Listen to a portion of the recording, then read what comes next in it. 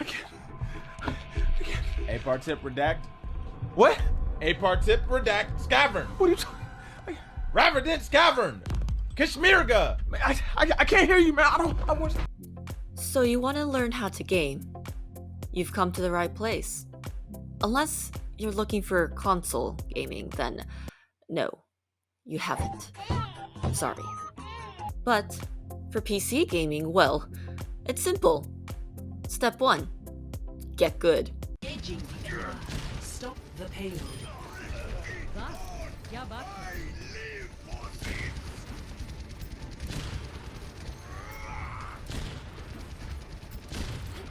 Alright, disregarding that, let's get into it.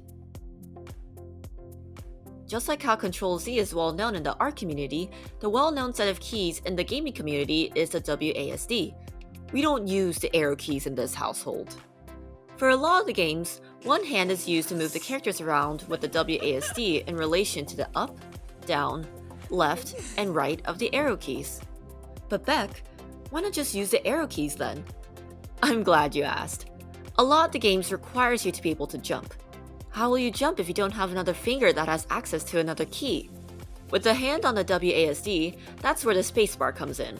The spacebar is used as a jump key.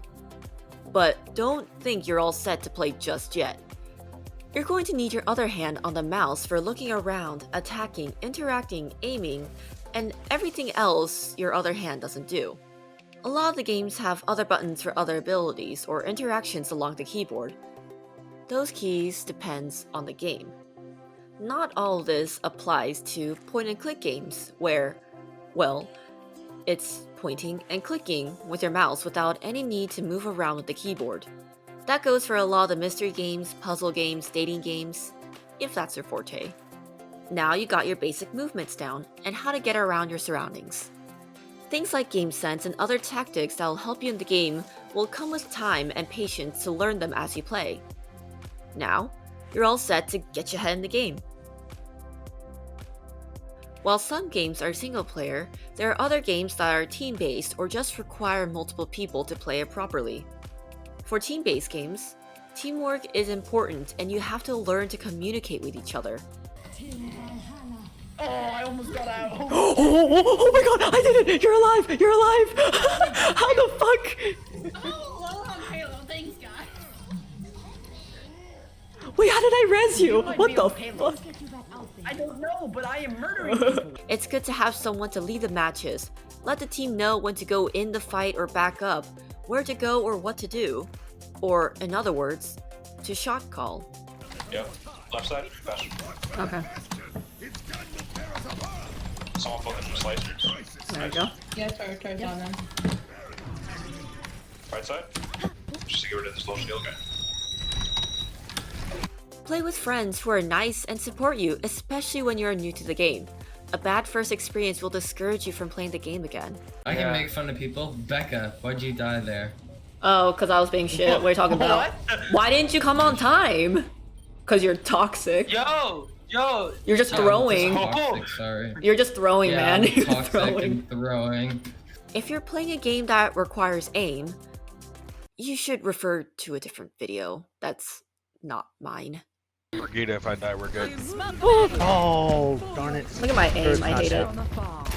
Not But it is better to have a lower sensitivity on your mouse, so you can get a better accuracy and have more control on where you're trying to aim at. You can find controls like that in the Options tab within the game. Or, if you have a mouse that's specific to gaming, you can manually change that on the mouse too. For instance, in a game like Valorant, CSGO, Call of Duty, aiming and precision is key. Headshots are needed when playing. Oh my god. No way! What do I do? What do I do? Yo! In a game like Overwatch, it depends who you play. A sniper like Widowmaker needs great aim. But some healers like Mercy just needs to look at a general area and make sure she doesn't get killed. A big guy with a hammer and shield like Reinhardt just swings and bonks people. The fourth, the fifth, you're swinging in, the wrist makes sense. Reinhardt, you are such a great musician. My metronome. My metronome. My metronome. What kind of a match was that? And in a game like League of Legends, you don't necessarily need aim. It's closer to one of those point-and-click games with abilities that you need to have your other hand on. Instead of the WASD keys, your left hand would need to be propped onto QWER, while your main form of movement and attacking will be your mouse.